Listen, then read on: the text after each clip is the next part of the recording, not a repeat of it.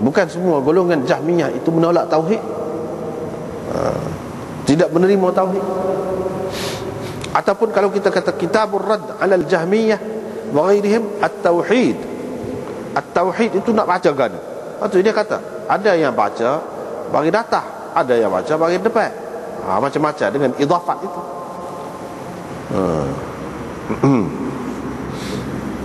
Dengan idafat macam-macam lah. Ada dalam hasyiah tu disebutkan. Ada dalam setengah nuskah ada bismillah ni, ada dalam setengah nuskah pula tak ada. Tak ada.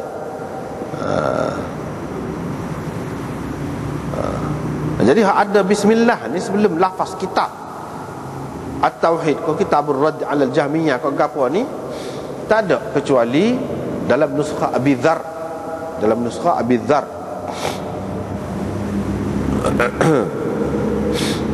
Gitu. Setengah-setengah ulama mengatakan, dulu kita sudah bicara apabila sampai kepada bab ataupun kitab al-i'tisam bil kitab was sunnah dulu, ada yang mengatakan, anda sudah sebut dah juga dulu, iaitu hak ni kitab tauhid gapo ni semua ni masuk bawah tu, bab tu lagi, bukan bab yang berasing. Jadi hak kitabul i'tisam tu adalah kitab ataupun bab yang terakhir dah bagi Sahih Bukhari ni. Hak ni termasuk pecahan-pecahan bab tu. Gitu, ada yang kata gitu. Ada yang mengatakan bahawa hak ni hak baru bab akhirnya. Kitab tauhid ni bab suku ni. Kitab tauhid ataupun kitabur rad 'ala al-Jahmiyah ni, hak ni hak bab terakhir bagi Sahih Bukhari. Adapun kitabul i'tisam itu bukan lagi bab yang terakhir. Yang kedua terakhir lah maknanya. Jadi hak ni hak barulah terakhir. Dan kalau nak kira pun hak lebih sesuainya hak ni. Hak ni bab terakhir. Sebab kebanyakan syarih menyebutkan Imam Bukhari ni paling akhir sekali dia buat bab dia nya dalam kitab dia ni kitabut tauhid. Artinya mereka boleh katakan semua terima kitabut tauhid ni akhir. Kalau kita kata kitabut tauhid ni salah satu daripada yang terkandung di dalam kitabul i'tisam bil kitabi was sunnah, bermakna tidak terakhir lah kitab ni. Mana hak ni yang terakhir dah. Mengikut kebanyakan pensyarahnya. Hak tu hak moleknya. Sebab apa? Sebab Imam Bukhari dia cara dia nak sudahkan kitab dia ni dengan tauhid. Dia nak sudah kitab dia ni dengan tauhid. Seperti mana kita ni baru bermakna, baru berarti yang dikehendaki benar dan yang menentukan segala-galanya ialah husnul khatimah.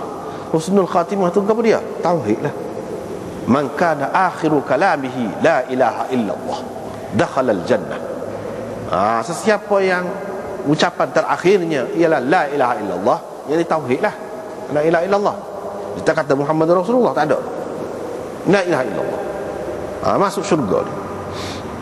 Jadi hadis itu menunjukkan hak terakhir manusia ni dikehendaki gitulah. Hak akhir. Sebab kalau kita kata kitab ni daripada awal sampai ke sekarang ni kan dia ada bara'ah. Bara'ah istihlal, bara'ah ikhtitam. Ada semua Imam Bukhari sebut daripada awal sampai akhir. Tetapi bagi keseluruhan kitab ni, inilah bab yang terakhir. Dan bab yang terakhir, jadi sesoalnya ucapan yang terakhir lah. Jadi ucapan yang terakhir tu ialah tauhid. Tuhan seperti dalam hadis tadi. Kalau tak ada tauhid itu tak jadi, sia-sia saja. Amalan selama mana pun sebelum pada tu, kalau tidak tauhid, sia-sia saja. Tapi boleh jadi kalau orang tu sepanjang hidup dia tak molek, tapi dia bertaubat dan mati dalam tauhid, boleh jadi Tuhan ampunkan semua. Masuk syurga tu pun boleh jadi. Artinya tauhid itu satu perkara yang paling penting. Dan hak ni lah Imam Bukhari nak cerita sebab apa dia letak di kitab tauhid ini. Selepas daripada kitabul i'tisam bil kitab was sunnah, pegang teguh dengan Quran dan sunnah tu apa? Dia nak ayatnya kemuncak ajaran Al-Quran dan As-Sunnah itu ialah tauhid. Inilah kemuncak pati bagi segala ajaran dalam Al-Quran dan As-Sunnah itu ialah tauhid. Itu lepas pada Gapo dia hak sebenarnya? Quran dan sunnah nak ajar, ajaran dia hak nombor satu sekali. Hak penting sekali, tauhid. Jadi pegang teguh tu nombor satu sekali, kena pegang teguhnya. Kalau hak lain-lain, kalau kecil-kecil pun, baru ni kan kita sudah baca dah dalam bab sebelum pada ni, dia suruh kita berpegang teguh, apa lagi lah dengan ajaran yang paling penting, iaitu tauhid. Ini lagi-lagi lah kena kita berpegang teguh dengannya. Itu tujuan Imam Bukhari buat ni selepas daripada kitab Al-I'tisam bil Kitab was Sunnah.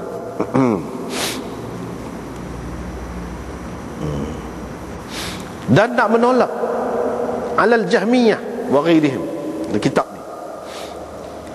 Memang Imam Bukhari nak menyabitkan tauhid. Memang agama Islam tu agama tauhid, tetapi ada masalah. Apabila banyak zaman kemudian ni timbul golongan-golongan yang mendakwa Islam juga, tetapi sebenarnya tidak tauhid, tidak ada tauhid itu. Itu dia nak tolak golongan tu lah, nak tolak golongan tu. Jadi golongan tu ramailah, antara lain Jahmiyah, dia sebut wa ghairihim, dan lain-lain lagi. Ini contoh. Artinya tidak semesti orang tu kalau dakwa Islam, mana dia tauhid dia betul lalu. Boleh jadi dia tidak Islam pun kalau tak betul tauhid ni. Hak lain dia molek, dia buat serupa dengan kita pun, kalau tak ada tauhid ni tidak Islam. Dakwaan sajalah. Perlu diperbetulkan. Tapi adalah hak mengaku Islam ni, hak mengaku pegang dengan Quran ni, sebenarnya dia kata dia tauhid juga cara dia, tapi tak kena. Ataupun pada hakikatnya pegangan dia tu menolak tauhid, bercanggah dengan tauhid yang dikehendaki oleh Al-Quran dan As-Sunnah. Hak tu Imam Bukhari nak tolak dia betul. Nak rayaknya di kalangan orang-orang Islam yang mendakwa tauhid ni, kata Tuhan Esa tu pun macam-macam lagi adanya. Jadi kita naknya hak tauhid, hak betul-betul tauhid. Jangan pula macam puak-puak Jahmiyah dan lain-lain lagi. Ini tidak ada tauhid. Bila tidak ada tauhid, jadi hak perkara hak paling asas sekali itu, hak tu punah, tak betul, asas tu tidak kuat, maka sia-sia saja.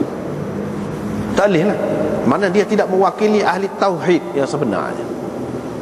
Tidak melaksanakan, menjunjung ajaran tauhid la ilaha illallah dalam arti kata yang sebenarnya, walaupun dia mengaku sebagai orang Islam.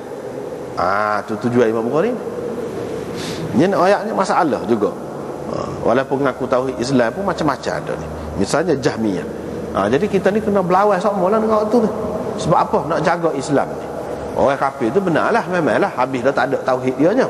Hak Islam ni pun ada juga, tak kena. Jadi hak ni pun kena betul juga. Yang kita kena hadapi banyaklah. Maknanya Imam Bukhari nak cerita di sini, bukan sahaja agama lain, agama syirik tu, tapi hak ngaku Islam ni pun kita kena menghadapi juga. Menjadi masalah juga. Sebab apa? Kalau mereka ni yang benar, yang menguasai keadaan, maka pada hakikatnya Islam yang sebenar, tauhid, ajaran tauhid yang sebenar itu tidak wujud dalam masyarakat. Tapi alhamdulillah, daripada zaman Nabi sampai ke sekarang ni, majoriti orang Islam yang memegang dunia di mana-mana pun hak tahu semua, iaitu ahli sunnah wal jamaah, ahli tauhid yang sebenar. Tidak kata macam Kristian menang hak syirik, dari hak tu hak lebih ramai daripada hak tauhid. Kalau ada pun Kristian tu yang menerima Tuhan tu tidak kata Nabi Isa tu anak Tuhan ke apa pun, hak tu sikit tenggelam. Jadi orang tak tahu, orang akan menganggap hak banyak ni lah hak mewakili Kristian. Tapi Islam tidak gitu. Alhamdulillah, daripada dulu sampai sekarang ni tidak gitu. Walau bagaimanapun adalah golongan orang panggil serpihan, serpihan ataupun pecahan-pecahan ni ada. Mereka ini perlu dikawal, dijaga, dibanteras, dihapuskan seperti mana yang dilakukan oleh sahabat-sahabat dulu. Mereka tidak biarkan golongan-golongan yang sesat ni tersebar, menyebarkan ajaran mereka. Mereka tak biarkan.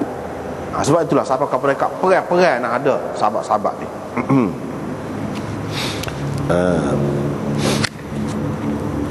Lepas pada tu dia sebut, kalau kita tengok dalam syarah ni